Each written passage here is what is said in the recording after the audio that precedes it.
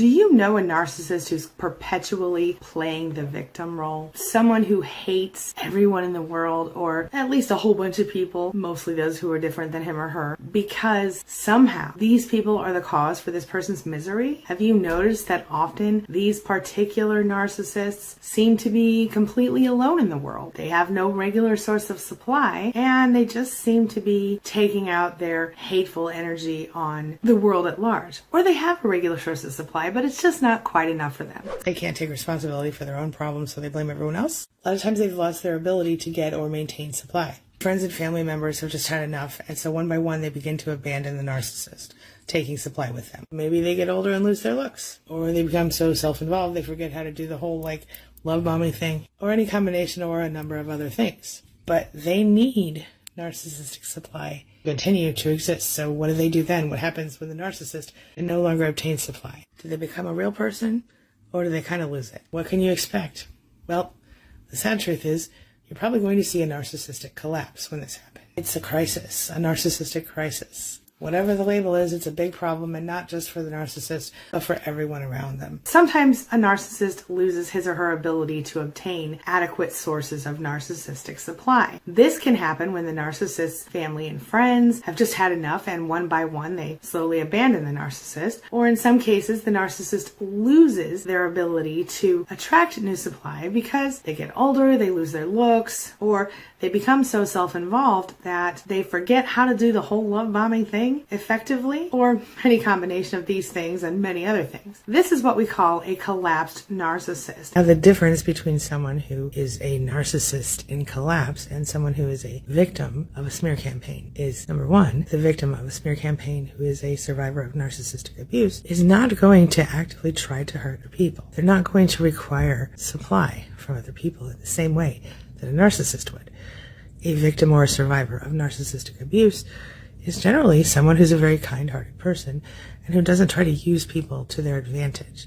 They don't try to take from someone and not give back. A narcissist displays a marked lack of empathy and is more than happy to use people, and they have no remorse. I think what it comes down to is that after they go through the collapse and they start to actually see through their unfiltered eyes, they start to recognize that no one around them actually likes them or even cares about them.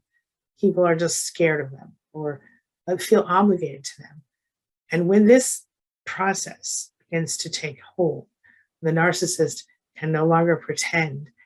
And that is devastating. I mean, if you think about it, if you were that person and you realized all of a sudden that people had only been around you because they were afraid of you or because they were obligated to you, and they didn't actually care for you as a person and they kind of wished you would go away, that would be devastating, right? Well, then we understand how this might be, because narcissists are so delusional in their regular selves, in their normal form. They lie to themselves just as much as they lie to us. You might be wondering, how does a narcissistic collapse happen? Why does it happen? Almost inevitably, a narcissistic collapse happens because there's a narcissistic crisis. So what does that mean? Similar to a midlife crisis, but not exactly. The narcissist feels powerless, they feel rejected, they feel unworthy, and this feels like hell to them. The ultimate narcissistic injury. The interesting thing here is it's not just like they break up with someone or someone leaves them. Sometimes the loss of supply might just be because their main source of supply is going on a trip or going away from the home or whatever. And so when they aren't getting that supply, or even the idea that they might not have that supply for a period of time, they're devastated, they can't handle it. They will be depressed, they will feel lonely, they will feel anxious. It's difficult. So the way that a lot of them try to fix this is they'll look for higher grade supply or supply from anyone. Sometimes it doesn't happen, and then we have the collapse. Now, a collapsed narcissist is simply a narcissist who has not been able to obtain proper narcissistic supply, as in a person to help bolster his or her self-worth, self-esteem, self-confidence, their general value as a human being. They require someone else to do that for them. They cannot self-validate ever on any level. In essence, the narcissist feels like they've been denied the very supply that they need to exist. The proverbial life's blood of the narcissist is narcissistic supply from other people. This leads them, of course, to narcissistic injury, and as the collapsed narcissist writhes helplessly in the pain of not getting what they want, what they believe they're due, what they think that they need to exist, whether it's meeting some big goal or simply getting the admiration and praise they feel they rightly deserve, their whole world starts to feel like it's falling down around them. The narcissist loses self-esteem and their self-image is nearly erased. They begin to self-devalue, self-doubt. They literally hate themselves to the point that they project this self-hate onto everybody around them. Since everyone hates me, they think, the narcissist, well, they may as well hate them back, right? When a narcissist collapses, you're going to see rage in many cases. Some will react differently.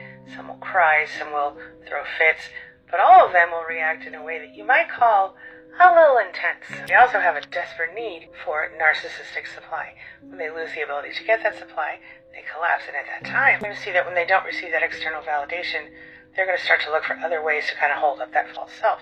And very often, that looks like a very increased sense of superiority, even more than they ever had before. The lack of validation also leads to feelings of worthlessness, hopelessness, etc. That leads to more narcissistic rage. Also important to remember that not every narcissist will have a collapse. So a lot of the times, the reason a narcissist collapses in the first place is because they can no longer uphold that false self, that false image. People stop believing that. And often it happens, or can start to happen, when the mask is sort of threatened, and they feel like someone is seeing beyond them, right? So this is when you see these little mini breakdowns, like when the narcissist in your life might attack you for no reason, where they might bring home their stress from work and pour it all over you like emotional garbage. The narcissistic collapse feels to the narcissist very much like an episode of depression. The difference, they don't self-reflect because of that and the fact that the narcissist has only one of three types of empathy, which is cognitive empathy, meaning they can understand you logically, but they don't care and they aren't moved to take action to help you. They don't recognize what they've done wrong, and they cannot take personal responsibility. They don't really know they're living with a disorder anyway, so there are some things that they tend to do without even realizing what they're doing or why they're doing it when they're in collapse. They might start driving crazy or using drugs or drinking too much. They might gamble. They might display a ridiculous amount of narcissistic rage. They might self-harm or just be completely outrageously erratic. They might start outright telling you that they might silent treatment you. They might be super oversensitive, super irritable. They're likely to have anxiety and some form of depression. And did I mention the narcissistic rage of it all? There's no more or very little social life for a collapsed narcissist. Even if they were once the social butterfly, suddenly they've got no one left. People, this narcissist thinks, they're all fake and stupid anyway, so why should we bother to be kind to them? At this point, the narcissist lives in a constant attack mode, attempting to force people around them to provide that much needed supply. Random people, waitresses, the guy at the gas station, their son's 5th grade teacher, whatever. They are overly sensitive about everything, full of rage, full of hate, and they throw temper tantrums that would rival those of a 2-year-old, although that's a little insulting to the 2-year-old, They are outright intolerant, disrespectful, and often even violent toward the people around them, in both words and actions. They previously once maintained a certain facade, didn't they? Of a nice or a cool or easygoing or friendly or great person to be around. But as the collapse continues, that mask falls away, the facade is gone, and suddenly you're looking at the true face of a narcissist, and it is full of rage and ugliness, hate, general disgust for everything that is humanity. While they are still unable to deal with any sort of blame, criticism, or perceived disrespect of themselves, they are actively projecting their own self-hate onto the people around them in their lives, or maybe random targets like people of different religions, different races, or even different political affiliations. This is when the gloves come off, and the narcissist blasts out their blatant bigotry and their small-minded ways. This is when anyone who's different than the narcissist is a big target. They are quickly minimized. They are put into a not good enough box, to put it very mildly. This is often when narcissists will go all out to abuse their partners physically, mentally, and otherwise. Some narcissists will excessively cheat, gamble away their money, and even physically abuse their partners and their children in these situations. In some cases, it's worse. The narcissist might even cause the death of a partner or a child. It's horrifying, the things that they will do, the depths to which they will sink. Following the falling of the narcissistic facade, the mask, and the outrageous abuse that comes after it is the rock bottom part of this whole deal. This is when they get depressed. They become suicidal. They threaten or even commit suicide. They might also take a serious action to hurt someone else or other large groups of people. Some of this has occurred in the news in recent months, and I won't mention it here because YouTube doesn't like it when I do that, but y'all know what I'm talking about. Some narcissists are going to get desperate enough to even enter therapy at this point, but it never works. And of course, they just go completely bonkers if they don't enter therapy, and they might completely lose control. And again, this is when you hear about them in the news. The loss of supply triggers defensive behaviors from the narcissist, such as the whole "I'm going to leave my family and start a whole new life" thing. The narcissist literally flees the scene of his or her failures, or what they see as failures, and attempts to just start all over again with something new, someone new. If you look at the narcissistic personality as a sort of house built on stilts, like around here they have them on the river.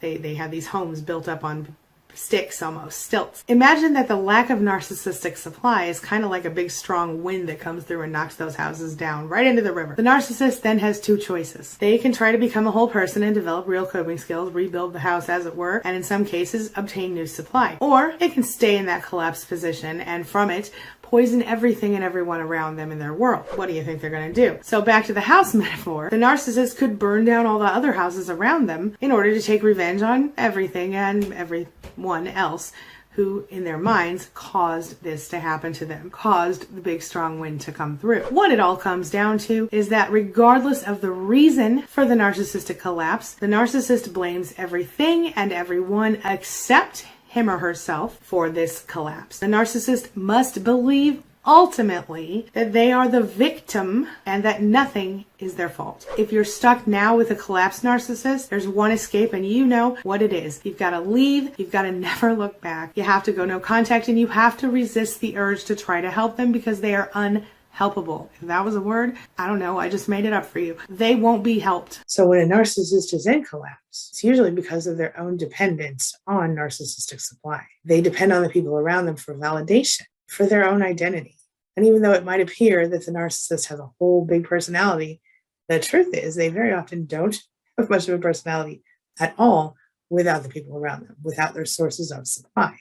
The worst part is that most of them are actually quite insecure deep down. Not all of them, but most of them, especially when we're talking about those who could qualify as a covert narcissist or a vulnerable type of narcissist. It's a covert narcissist. It's someone who appears to be introverted, kind of quiet, shy even. But in reality, they're exhibiting a certain type of narcissism that we call vulnerable narcissism or introverted narcissism. Covert narcissism is most commonly characterized by vulnerability and insecurity, which are two characteristics that manifest in defensiveness and hostility. A covert narcissist will have certain characteristics in common with a more overt or grandiose narcissist. This might include the inflated sense of entitlement, the feeling of being better than everyone else, grandiose fantasies, and a few more. They'll just sort of display those things a little differently than the more grandiose narcissist. So what are some signs of narcissistic collapse? The first one I want to point out to you is the loss of self-esteem and the loss of perceived self-esteem, right? The type of self-esteem they're actually showing to the world, that goes away. They start to kind of talk down on themselves a little more. You might also notice the lack of self-identity or authenticity in the narcissist, which they've always lacked authenticity, but now it's very obvious to the people around them. When they lose their self-esteem, their self-image is pretty much erased. They start to self-value, they start to self-doubt. They might cling to some previous version of themselves and hold on to it a little too tightly. And because of this, they can appear kind of pathetic to people around them. That, of course, just makes them hate people more because they are unable to accept responsibility. It cannot be their fault. It must be someone else's fault. And while they'll tell that sob story and they'll really just soak in that supply they get from people feeling sorry for them, part of them knows exactly what's happening. And that part of them won't allow them to really officially accept the validation that they're kind of hanging on with, right? So if you've ever seen that show True Blood, they have this drink called True Blood. And the vampires in the show will drink True Blood and they won't die. But they really don't love it. They really prefer actual blood, right? So this is kind of the same thing with the narcissist in Collapse, to actually allow the validation they're getting that's sustaining them, it's keeping them alive, but it's not fulfilling them the way it used to, because they know it's fake or it's true blood, you see? Number two, they blatantly display self-hate, self-loathing, and they blatantly display a serious distaste for other people. See, since they feel like the world's against them, they tend to literally hate themselves to the point that they actually project this self-hate onto everyone around them. I mean, they figure, look, everybody hates me anyway, might as well hate them back, right? This brings me to number three. They have no more social life. It's non-existent or almost there. So they might still do a few things, but in general, social life is over for this collapsed narcissist. So since the narcissist really pretty much feels like they don't really like me, they're all fake anyway, why should I even bother to spend time with them and be kind? Why should I be kind to them? They stop trying because it stops working, but they reason to themselves that all those people are fake. All those people are not as good as me in some way. And so therefore I cannot be with them. I don't want to spend time with those people. Number four, you will see constant rage, constant narcissistic rage and constant narcissistic injury in a little cycle over and over again, a little snowball, right? Because they're living in constant attack mode. They alternate narcissistic rage, narcissistic injury, along with other narcissistic manipulation tactics like gaslighting and projection, and etc. All of this in an attempt to force everyone around them to give them narcissistic supply. Number five, they can no longer hide their negative emotions. So we know they're overly sensitive. They are full of rage and hate. They will literally throw a temper tantrum that would rival a 2-year-old. I mean, it might be worse because they're an adult. They're outright intolerant, disrespectful, and in most cases, violent in words, and in some cases, actions to the people around them. Speaking of which, no one wants to be around them. And if that narcissist could be self-aware enough to admit it, even they wouldn't choose to be around them. They're not pleasant. These are the Karens and the Kyles. Number six, the mask slips. Most narcissists have some semblance of a false self. This is who they present to the people around them in the world, the larger public, as it were. But when the narcissist is dealing with collapse, that previously maintained facade, nice, cool, easygoing, whatever, friendly, laid back kind of person, well, that kind of falls away. And the true face of the narcissist is revealed: rage, ugliness, and general disgust for humanity. Is the collapsed narcissist always old? Is it always the aging narcissist? Not always. In some cases, a collapsed narcissist can happen when circumstances change in a person's life. So maybe they were once married to a very rich person and they were all snooty and snippy. That a person dumped them and they didn't do well in the divorce. Now they're collapsing. Or maybe they were once, had a perfect body and a perfect face, and maybe they gained a whole bunch of weight. Or maybe they got in some sort of accident and their face got messed up. In any case, the collapsed narcissist is the picture of misery. If they weren't so mean and hateful, you might even feel sorry for them. All right, now this brings me to the question of the day. And the question of the day is, do you know a collapsed narcissist? Have you experienced a collapsed narcissist? And what was that like? Share your thoughts, share your ideas, and share your experiences in the comment section below, and let's talk about it. As always, thank you so much for being a part of my day and a part of my life. And hey, thanks for letting me be a part of yours. It really does mean a lot to me. And before I go, make sure you take a look at the videos I'm going to leave for you right there and right there. And while you're here, hit that subscribe button right over there so we can stay connected and continue on this healing journey together.